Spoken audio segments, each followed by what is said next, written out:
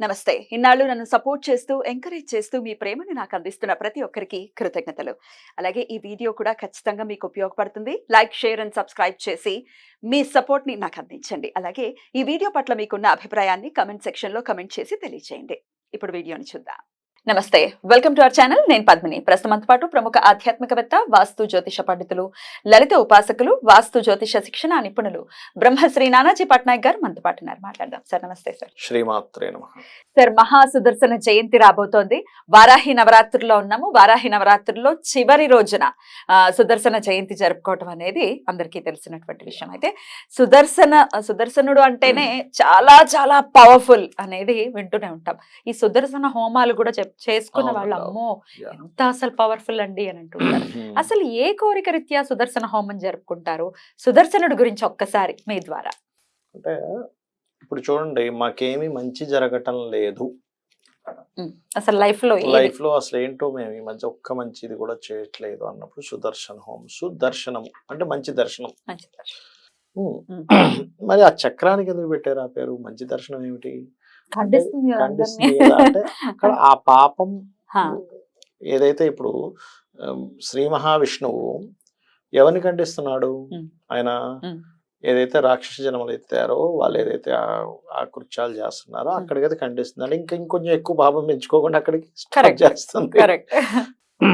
అలాగే రాక్షసుల్ని ఎలాగైతే హతమారుస్తుందో ఆ సుదర్శన చక్రం మనలో ఉండేటువంటి రాక్షసత్వాన్ని, అలాగే మనం ఏదైతే సుదర్శన హోమం చేయించుకుంటామో, సుదర్శన హోమాలు సర్వసాధారణంగా మనకి ఇంట్లో రెగ్యులర్గా చేసుకునే వాళ్ళు ఉంటారు, ఇది ఇయర్లీ వన్స్ చేయించుకునే వాళ్ళు ఉంటారు. వాస్తు హోమం చేసినప్పుడు సుదర్శన హోమం చేసుకుంటారు. ఎందుకు అంటే ఇంట్లో మనకి మీరు గమనించండి, వాస్తు పూజ అంటే ఇల్లు యొక్క కొత్త గృహం ప్రవేశం చేసినప్పుడు మనకి ఆ యొక్క పేలాలు, మన నవధాన్యాలు అండ్ మురుమురాలు వేస్తారు. ముఖ్యంగా మురుమురాలు ఎందుకు వేస్తారంటే, ఇంకా గృహప్రవేశం చెయ్యక ముందు ఇంట్లో కొన్ని శక్తులు ఉంటాయి. దుష్ట శక్తులు అనుకోండి, లేకపోతే ప్రేతలు అంటారు. ముఖ్యంగా ప్రేతలు ఎక్కువగా ఉంటాయి. ఏదైనా కన్స్ట్రక్షన్ హౌస్ లో ఎందుకు మనకి ఒక రకమైన ఫీలింగ్ వస్తుందంటే, ప్రేత అక్కడ ఉంటుంది ఖచ్చితంగా. ఆ ప్రేతలను తినేసి వెళ్ళిపోమండి అని చెప్తూ ఉంటారు. అయితే కొన్నిసార్లు కొన్ని మొండిగా వెళ్ళవు కూడా, కొన్ని అక్కడే ఉంటుంటాయి కూడా. అలాంటప్పుడు ఈ సుదర్శన హోమం కానివ్వండి, ఇట్లాంటివన్నీ కూడా చేస్తూ ఉంటారు. అంటే ఆ సుదర్శను యొక్క హోమ మంత్రాలకే ఆ దుష్ట సంబంధించినవన్నీ ఇంట్లోంచి వెళ్ళిపోవాలని. ఏమవుతుందంటే, లేనట్లయితే అలా చేసుకోలేదనుకోండి, ఏదైనా ఇంట్లో ఉన్న వాళ్ళకి మాటిమాటికి అనారోగ్యాలు రావడం కానివ్వండి. చాలా మంది అంటుంటారు చూడండి, మేము ఆ ఇంటికి వెళ్ళామంటే అప్పటి నుంచి నాకు హెల్త్ బాగాలేదండి అంటూ ఉంటారు. అదేమిటి, అంతకుముందు చాలా బాగుండేది, నాకేం ప్రాబ్లం లేదు, కానీ ఆ ఇంటికి వెళ్ళినప్పటి నుంచి ఆ ఇల్లు ఖాళీ చేసాక మళ్ళీ బాగానే ఉంది అంటుంటారు. అలాంటి సందర్భంలో ఈ సుదర్శన హోమం బ్రహ్మాండంగా పనిచేస్తుంది. ఒకటి, మూడవ స్థానాధిపతి అంటారు జ్యోతిష్ శాస్త్రంలో. అంటే మూడవ స్థానం దారిద్ర స్థానం అంటారు. ఏమీ కలిసి రావట్లేదు అంటారు చూసారు. అలాంటప్పుడు కూడా సుదర్శన హోమం బ్రహ్మాండంగా పనిచేస్తుంది. మూడవ స్థానం యాక్టివ్గా ఉందనుకోండి, నెగిటివ్ అంటే ప్రతి భావము పాజిటివ్ అండ్ నెగిటివ్ ఉంటాయి. ఇప్పుడు మూడవ స్థానం నెగిటివ్గా నడుస్తుంది. ఇందాక మనం సరదాగా ఇందాక జాతకం గురించి మనం మాట్లాడుకున్నాం. మూడో స్థానంలో శుక్రుడి మా అంతర్దశ నడుస్తుందండి అని. అది నెగిటివ్ గా నడిచేటప్పుడు ఏమవుతుంది, ప్రతి ఒక్కరితో గొడవలు అవుతుంటాయి. కమ్యూనికేషన్ హౌస్, బంధువర్గంతో కావచ్చు, రకరకాల వాళ్ళతో. అలాంటప్పుడు ఈ సుదర్శన హోమం చేయించుకుంటే కూడా దాని ప్రభావం తగ్గుతుంది. కమ్యూనికేషన్ విషయంలో ఇబ్బందులు పోతాయి. మాట కూడా నోరు మంచిదైతే ఊరు మంచిదని సామెతలు కూడా. అవునండి, మన మాటే కదా కమ్యూనికేషన్ అంటే. తెలియకుండానే అట్లాంటి ఎఫెక్ట్ అనేది జరుగుతుంది. అలాంటప్పుడు సుదర్శన హోమం చేసుకోవడము. ఎందుకంటే విష్ణువుకి సంబంధించింది, విష్ణువు కమ్యూనికేషన్స్ కారకుడు, బుధుడు యొక్క అధిష్టాన దేవత కాబట్టి విష్ణు సహస్రనామాలు చేసుకోవడం. ఈ సుదర్శన సంబంధించిన ఈ రోజు ఏదైతే ఉందో ముఖ్యంగా విష్ణు ఆరాధన ఎక్కువగా చేస్తారు. శివాలయంలో కూర్చొని విష్ణు సహస్రనామాలు చదువుతారు కొంతమంది. ఆ రోజు చేసినట్లయితే మరింత మంచి ఫలితం వస్తుంది. సుదర్శన హోమం అనేది డెఫినెట్ గా అది ఎఫోర్డబుల్ కాదు అనేది అందరికి తెలుసు. కొంచెం కాస్ట్లీ, బికాస్ అక్రతు అట్లాంటిది అంత భారీ లెవెల్లో ఉంటుంది. కొంతమంది యంత్ర సహితం చాలా గట్టిగా చేస్తారు. అయితే అది ఎఫోర్డ్ చేయలేని వాళ్ళకి మరి ప్రత్యామ్నాయం ఏంటి? ప్రత్యామ్నాయం అంటే ఒకటి చెప్తానండి. విష్ణు యొక్క పటం ఉంటుంది చూసారా, మనకి ఒక్కొక్క పూజా విధానంలో సుదర్శనుడు ఉంటాడు అతని చక్రం దగ్గర, ఖచ్చితంగా అక్కడ ఉంటాడు. బొట్టు పెట్టి అక్కడ ఓం సుదర్శనాయ నమః అని చెప్పని రోజు అనుకుంటే కూడా దాని ప్రభావం వీళ్ళకి ఖచ్చితంగా పడుతుంది. ఎందుకంటే నేను కొంతమందికి చూశాను, అంటే చాలా ఇబ్బందుల్లో ఉందండి, నాకు విష్ణువు యొక్క అనుగ్రహం కావాలని ఉంది. ఎందుకంటే వాళ్ళకి కొంతమందికి బుధుడు బాగున్నాడు అనుకోండి, లేదా పంచమ స్థానానికి బుధుడు సంబంధం వచ్చింది, విష్ణువు ఆరాధకులు అవుతారు వాళ్ళు ఎక్కువగా. అంటే విష్ణువు తప్పితే మాకు ఇంకోటి వద్దంటూ ఉంటారు, అందులోనే అన్ని వెతుక్కుంటారు. అది ఆయన ఇస్తాడు కూడా అట్లా.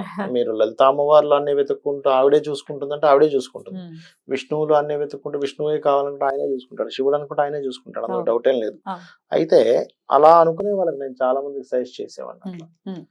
మీకు అంటే శంకు చక్రాలు 2 ఉంటాయి కదా, నేను ఏది ప్రారంభించలేకపోతున్నాను నా లైఫ్ లో మూమెంట్, అసలు ప్రారంభించలేకపోతున్నాను అన్నప్పుడు శంకుకి పూజ చేయండి అనేవాడిని. నాకేది కలిసి రావట్లేదు అన్నప్పుడు సుదర్శనుడి అంటే ఒక మంచి వాక్యం, మంచి ఇది వినలేకపోతున్నాను అన్నప్పుడు సుదర్శన చక్రం మీద బొట్టు పెట్టి ఓం సుదర్శనాయ నమః దానికి పూజ చేయండి, స్వామివారికి చేస్తూ అది కూడా చేయండి అని చెప్పేవాడిని. అది మంచి ఫలితం ఇస్తుంది. ఎన్నిసార్లు ఈ నామాన్ని చేస్తూ చేయాలి? అది యాక్చువల్గా అయితే కొంతమంది 11 times అని 108 times అని అంటూ ఉంటారు. బట్ ఏంటంటే ఇంత టైం అని కాకుండా మీరు మనస్ఫూర్తిగా చేయడం అనేది ముఖ్యం అక్కడ. అయితే సుదర్శనుడిని ప్రత్యేకించి మరి కొలిచే పద్ధతిలో ఏమైనా నియమాలు ఉంటాయి సార్? అంటే ఏడు సూతకం వాళ్ళు చేయకూడదు ఇట్లాంటివి ఏమంటారు? అంటే విష్ణువుకి అయితే మరి రాకూడదు దగ్గరికి అంటారు, శివుడికి అయితే పర్వాలేదు కానీ కదా, మరి అప్పుడు 11 days అయిపోతే చేసుకోవచ్చు. ప్రాబ్లం ఇంకా చాలా మందికి ఏంటంటే ఈ విషయం ఇంకా ఎన్నిసార్లు మనం ఎన్ని వీడియోలో చెప్పినా అలాగే ఉండిపోవడం వల్ల నేను చాలా మంది చూస్తుంటాను. నేను ఈ మధ్య అడగడం మానేశాను, మళ్ళీ కమెంట్లు వస్తుంటాయి, ఏడు సూతకం ఉందండి అంటే మనం కొన్ని వందల వీడియోలు చెప్పుంటానమ్మా ఇప్పటికీ. అయినప్పటికీ కూడా ఇంకా ఇప్పటికీ కూడా సంవత్సరం వరకు ఇంట్లో దీపాన్ని వెలిగించిన వాళ్ళు, ఏ పూజ చేయని వాళ్ళు ఇప్పటికీ నాకు కనబడుతూనే ఉంటారు.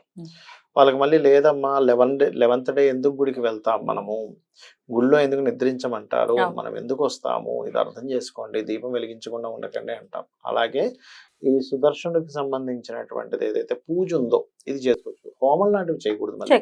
ఎందుకంటే కంకణాలు కట్టుకొని చేసేది ఏది కూడా 1 year అయిపోయే వరకు, అది కూడా ఏంటి వాళ్ళ ఇంట్లో వాళ్ళ కుటుంబ సభ్యులకైతేనే, ఎవరో వేరే వాళ్ళకైతే వాళ్ళ కంట్రోల్ ఉండదు అంతే.